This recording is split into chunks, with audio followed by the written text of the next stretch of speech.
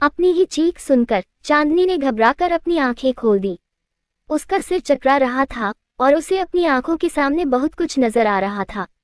कभी उसे राजीव नशे की हालत में उसके घर के बाहर चीखता हुआ नजर आया, तो कभी उसे अमित और राजीव लड़ते हुए नजर आ रहे थे।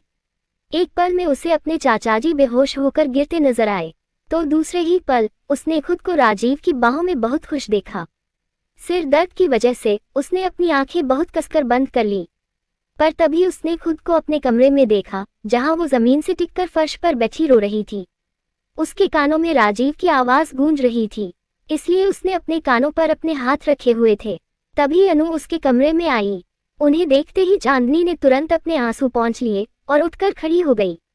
डर के मारे उसकी नजरें अनु के सामने उठी नहीं रही थी। तभी अनु ने गुस्से में उसकी बाहें पकड़कर पूछा, और कितना जलील होना पड़ेगा हमें तेरी वजह से चांदनी। चांदनी ने अपनी आंखें बंद की तो उसकी आंखों से आंसू बहने लगे। तभी अनु गुस्से में उस पर भड़की। माँ ठीक ही कहती थी चांदनी, तुझे पालकर मैंने अपनी जिंदगी की सबसे बड़ी गलती की है, और शायद उसी गलती की सजा मिल रही है आज मुझे और मेरे परिवार को। प्लीज चाची ऐसा मत कहिए, चांदनी रोते हुए बोली। उसे ऐसे रोते देख अनु का गुस्सा और बढ़ गया, पर उन्होंने खुद को संभाला और बोली, वो लड़का तेरा नाम लेकर हमारे घर के सामने शराब पीकर तमाशा कर रहा है। तेरे चाचाजी की इज्जत सारे बाजार नीलाम कर रहा है, वो सिर्फ तेरी वजह से। चांदनी ने फिर से अपनी आंखें बंद कर ली। उसे उनकी बातें सुनकर बहुत तकलीफ हो रही थी, पर फिर भी वो खुद को संभाले खड़ी थी। यकीन मानिए चाची, मेरा अब उनसे कोई वास्ता नहीं है। मैंने उन्हें यहाँ नहीं बुलाया, मैंने आपसे किया वादा नहीं तोड़ा है, मैं भूल चुकी हूँ उन्हें। मेरी जुबां पर उनका नाम भी नहीं आता अब। यकीन करिए मेरा, मैं अपनी जान दे सकती हूँ चाची, पर आपकी दी कसम नहीं तोड़ सकती। तोड़ना भी मत चांदनी, अगर तूने अपना एक भी कदम उस रईसजादे की ओर बढ़ाया तो तू अपनी चाची की लाश से होकर उस तक पहुंचेगी, ये बात याद रखना। तेरी भाभी को भेज रही हूँ, मेहंदी लगवा ले अपने हाथों में, कल सगाई है तेरी। अनु गुस्से में बोली। चांदनी ने फिर से अपना सिर झुका लिया। अनु उसे घूरते हुए वहां से चली गई। तभी राजीव बहुत जोर से चीखा, चांदनी। उसकी आवाज सुनकर चांदनी ने तुरंत खिड़की की ओर देखा और खिड़की की ओर बढ़ने लगी, पर फिर अचानक उसने अपने कदम रोक लिए और वही जमीन पर बैठकर फूट फूट कर रोने लगी। तभी राजीव फिर से चीखा, चांदनी। उसके चीखते ही गाड़ी में बैठी चांदनी ने घबराकर अपनी आंखें खोली और अपने आसपास देखा, तो वो गाड़ी में बैठी हुई थी और बाहर बहुत तेज बारिश हो रही थी, पर उसे पसीना आ रहा था। तभी राजीव आकर गाड़ी में बैठा और बोला, रास्ता खुल गया है चांदनी, अब हम जल्दी घर पहुंच जाएंगे। राजीव ने इतना कहकर अपनी गाड़ी स्टार्ट कर ली और आहिस्ता आहिस्ता बाकी गाड़ियों के साथ गाड़ी आगे बढ़ाने लगा। चांदनी उसे एकटक देख रही थी। उसे वो सब याद आ रहा था जो उसने अभी थोड़ी देर पहले देखा था। उसे कुछ समझ नहीं आ रहा था कि आखिर उसे ये सब क्या नजर आ रहा है। आगे की गाड़ियां हटते ही राजीव ने गाड़ी की स्पीड अचानक से बढ़ा ली, जिसकी वजह से एक बार फिर चांदनी का सिर चकराने लगा। उसे फिर से कुछ धुंधला धुंधला नजर आया, पर फिर अचानक उसे सब कुछ साफ दिखाई देने लगा। वो भीगी हुई सी अपने घर पहुंची। उसने घर में कदम रखा ही था कि तभी उसकी चाची, जो उसकी ओर पीट करके खड़ी थी, ने पूछा, कहाँ से आ रही है। चांदनी ने कोई जवाब नहीं दिया, बस उसने अपना सिर झुका लिया।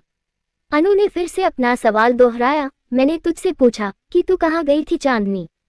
चांदनी ने अपनी आंखें बंद की और हिम्मत जुटाकर आहिस्ता से बोली, राजीव से मिलने। अनु ने तुरंत पलटकर उसकी ओर देखा और उसके पास आई। उन्होंने गुस्से में उसे बहुत जोर से थप्पड़ मार दिया। चांदनी ने अपने गाल पर हाथ रखा और रोने लगी। इतना समझाने के बाद और इतना कुछ होने के बाद भी तू उससे मिलने गई थी, तुझे अपने खानदान की इज्जत का जरा भी ख्याल नहीं है ना। उस लड़के की मोहब्बत में तू इतनी दीवानी हो गई है कि जाने से पहले तूने ये भी नहीं सोचा कि अगर तेरे चाचाजी को पता चल गया होता कि तू उस राजीव से मिलने गई है तो क्या होता। अनु गुस्से में बोली। चांदनी उनके सवालों का कोई जवाब नहीं दे सकी, तो अनु फिर से बोली, मैं बताती हूँ तुझे कि क्या होता। चांदनी ने तुरंत नजरें उठाकर उनकी ओर देखा, तो अनु ने गुस्से में उसकी बाहें पकड़ी और बोली, मर जाते वो। चांदनी ने रोते हुए आहिस्ता से नामे अपनी गर्दन हिलाई और कुछ कहना चाहा, पर तभी अनु बोली, पर मैं ऐसा होने नहीं दूंगी। इससे पहले कि तेरी वजह से उन्हें कुछ हो, मर गई तू आज से मेरे लिए चांदनी। अनु के इतना कहते ही राजीव ने चांदनी के कंधे पर हाथ रखकर पूछा, क्या हुआ चांदनी? गाड़ी में बैठी चांदनी ने चौंककर उसकी ओर देखा तो राजीव उसे ऐसे देखकर परेशान हो गया। उसने गाड़ी ड्राइव करते हुए पूछा, तुम ठीक हो? चांदनी ने राजीव का हाथ अपने कंधे से हटाया और सामने देखते हुए हाँ में अपना सिर हिला दिया। राजीव उसे देखकर मुस्कुराने लगा, पर चांदनी सोच में डूबी हुई थी। वो मन ही मन बोली, ये क्या कर रहे हैं आप मेरे साथ कान्हा जी, क्यों कर रहे हैं? एक तरफ आप मुझे राजीव के लिए अपने प्यार का एहसास करवा रहे हैं और दूसरी ओर ये सब दिखा रहे हैं, क्यों? क्या है ये सब? क्या दिखाई दे रहा है मुझे और क्यों? तभी अचानक उसे सामने से एक ट्रक झूमता हुआ बहुत तेजी से अपनी ओर आता नजर आया। उसे देखकर लग रहा था जैसे उस ट्रक के ब्रेक फेल हो चुके हो। वो ट्रक उनकी गाड़ी को टक्कर मारने ही जा रहा था कि तभी चांदनी जोर से चीखी।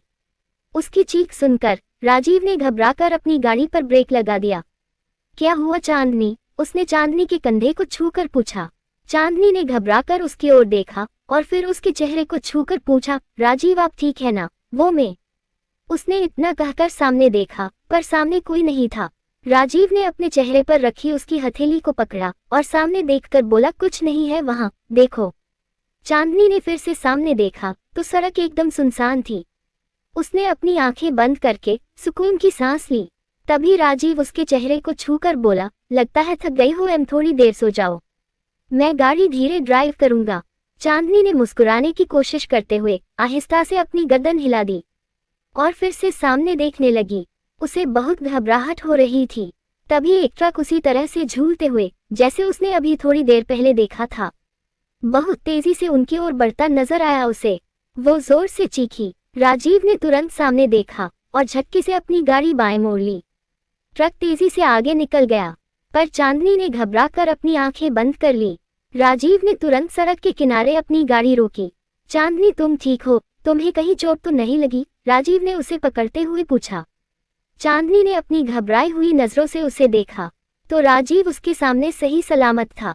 उसे इतनी घबराई हुई सी देखकर राजीव ने उसे अपनी बाहों में भर लिया। चांदनी किसी बुत की तरह उसके सीने से लगी हुई थी क्योंकि उसे ये बात अच्छे से समझ आ चुकी थी कि उसे उसका आने वाला कल नजर आ रहा है। तभी राजीव ने उसे खुद से दूर किया। उसने बहुत प्यार से उसके चेहरे को छुआ और फिर उसके माथे को चूम लिया। चांदनी एकटक उसे देखे जा रही थी। उसे खुली आंखों से देखा। अपना हर वो सपना याद आ रहा था जिसमें वो राजीव के साथ थी। उसका गला सूखने लगा और उसे घबराहट होने लगी, पर वो राजीव से कुछ नहीं बोल सकी। बस थोड़ी देर में हम घर पहुंच जाएंगे, तभी राजीव बोला।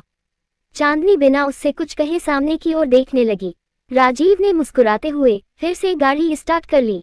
उसकी गाड़ी तेजी से मुंबई की ओर दौड़ने लगी, पर चांदनी चुपचाप बैठी अपने आने वाले कल के बारे में सोच रही थी। वही सब सोचते हुए उसकी आंखों से आंसू भी बह रहे थे। तभी उसका एक आंसू उसकी ही हथेली पर आ गिरा। चांदनी ने अपनी हथेली की ओर देखा और फिर अपने गाल पर हाथ लगाया तो उसे अपनी उंगलियों में लगा पानी नजर आया। उसने तुरंत खुद को संभाला और फिर राजीव की ओर देखने लगी, जो मुस्कुराते हुए गाड़ी ड्राइव कर रहा था। चांदनी उसे एकटक देखने लगी। तभी राजीव की नजर उस पर पड़ी। उसने अपनी भौहें उठाकर उसे इशारा करके जानना चाहा कि वो उसे ऐसे क्यों देख रही है। चांदनी ने नजरें झुकाए और बिना कुछ कहे विंडो से सिर टिकाकर बाहर देखने लगी। राजीव ने फिर से उसकी ओर देखा तो उसे वो सब याद आने लगा जो अभी थोड़ी देर पहले उसके और चांदनी के बीच हुआ था। तभी उसके फोन की बेल बजने लगी। कुसुम का नंबर देखते ही उसने कॉल रिसीव की। मासी, मैं गाड़ी चला रहा हूँ, घर पहुंचकर माँ और आपसे बात करता हूँ।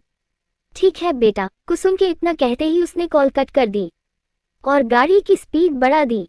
कुछ घंटों के सफर के बाद वो मुंबई पहुंच गए, पर सारे रास्ते चांदनी इसी तरह खामोश बैठी रही। दूसरी ओर घंटों की मेहनत के बाद युग ने चांदनी का इंस्टा अकाउंट हैक कर लिया।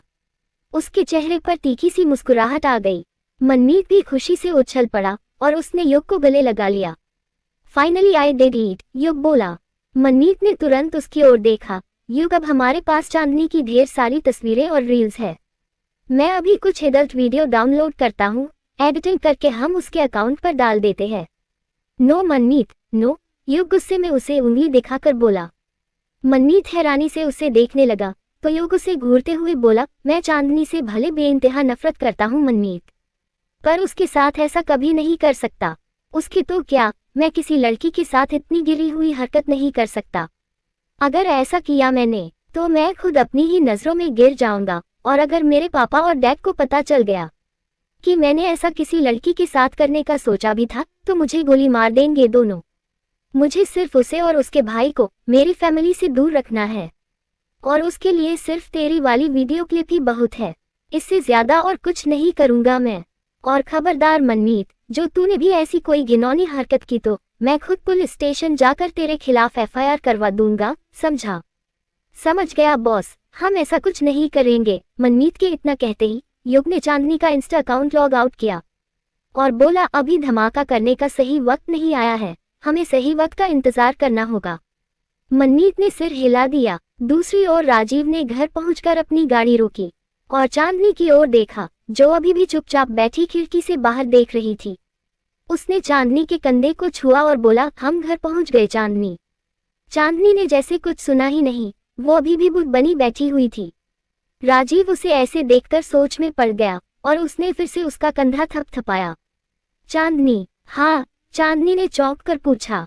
राजीव ने घर की ओर उंगली दिखाई और इशारा करके बोला, हम घर आ गए। चांदनी ने अपने घर की ओर देखा और जाने लगी। तभी राजीव ने उसका हाथ पकड़ लिया, पर चांदनी की पलटकर उसे देखने की हिम्मत नहीं हुई। पर तभी राजीव उसे खींचकर अपने करीब ले आया। झटके की वजह से चांदनी के बाल उसके चेहरे पर आ गए। राजीव ने उसकी आंखों में देखते हुए अपनी एक उंगली से उसके चेहरे पर आ रहे बालों को हटाया और फिर उसके चेहरे को छूकर बोला, सारे रास्ते खामोश बैठी रही हो तुम? कुछ परेशान सी भी हो, क्यों? चांदनी ने खुद को संभाला और उसका हाथ आहिस्ता से अपने चेहरे से हटाकर बोली, मुझे नींद आ रही है, गुड नाइट। इतना कहकर वो तेजी से गाड़ी से बाहर आई और अपने घर की ओर दौड़ पड़ी। उसने जल्दी से अपने घर की डोरबेल बजाई। अनु ने आकर जैसे ही दरवाजा खोला तो चांदनी दौड़ती हुई अपने कमरे में चली गई। उसने अनु को कुछ कहने का मौका भी नहीं दिया। इसी वजह से अनु परेशान होकर सोच में पड़ गई। पर राजीव गाड़ी की स्टीयरिंग को पकड़े अभी भी वही बैठा था। वो मन ही मन बोला, चांदनी की आंखों ने तो मुझे ये बात बहुत पहले बता दी थी कि वो भी मेरे लिए वही फील करती है जो मैं उसके लिए करता हूँ, और शायद इसलिए आज मेरा करीब आना उसे बुरा नहीं लगा। फिर इतनी अपसेट क्यों है? बिना कुछ कहे मैंने उससे अपने प्यार का इजहार कर दिया, इसलिए उसे तो खुश होना चाहिए, पर वो खुश नहीं लग रही। बारिश में मेरे साथ भीगने के बाद जब गाड़ी की ओर बढ़ रही थी तब तक सब कुछ ठीक था, पर जब मैं उसके पास लौटा तो कुछ अपसेट सी लगी। उसकी गाड़ी में बैठने के बाद कुछ तो हुआ है जिसकी वजह से वो इतनी अपसेट है। क्या हुआ होगा? उसने ऊपर चांदनी के रूम की खिड़की की ओर देखा और गाड़ी से बाहर आया। फिर वो घर के अंदर चला गया। दूसरी ओर अनु चांदनी के रूम में आई तो वो रूम में नहीं थी। उसे वॉशरूम से शावर की आवाज आ रही थी। अनु चुपचाप वहां से चली गई। वो चांदनी के रूम से बाहर आई ही थी कि तभी उसे राजीव सीढ़ियों से ऊपर आते हुए नजर आया।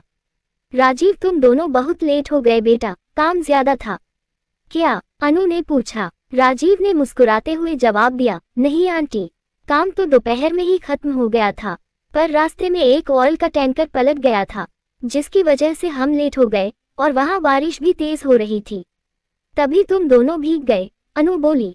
राजीव ने आहिस्ता से सिर हिला दिया तो अनु मुस्कुराते हुए बोली, मैं खाना गर्म करती हूँ तुम दोनों का।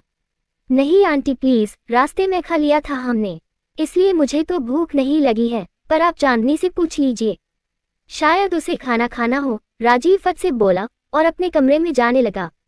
तभी अनु ने पूछा, चाय पियोगे? बना दूं? राजीव के कदम रुक गए और उसने पलटकर अनु की ओर देखकर हमें अपनी गर्दन हिला दी। अनु मुस्कुराते हुए सीढ़ियों से नीचे जाते हुए बोली, विशाल बहुत देर से तुम्हारा इंतजार कर रहा है, बात कर लेना उससे। जी आंटी। राजीव इतना कहकर अपने कमरे में चला गया। दूसरी ओर चांदनी चेंज करके रूम से बाहर आई और आकर बेड पर लेट गई। जो कुछ आज उसके साथ हुआ उसके बारे में सोचकर उसने अपनी आंखें बंद कर लीं। वो इतनी थकी हुई थी कि कब उसकी नींद लग गई उसे पता भी नहीं चला। लेखिका कविता वर्मा। अगर आपको मेरी लिखी कहानियां पसंद आ रही है और आप इस कहानी को आगे भी पढ़ना और सुनना चाहते हैं तो मेरे चैनल को लाइक करें, शेयर करें और आज ही सब्सक्राइब भी करें। Thank you for watching this video.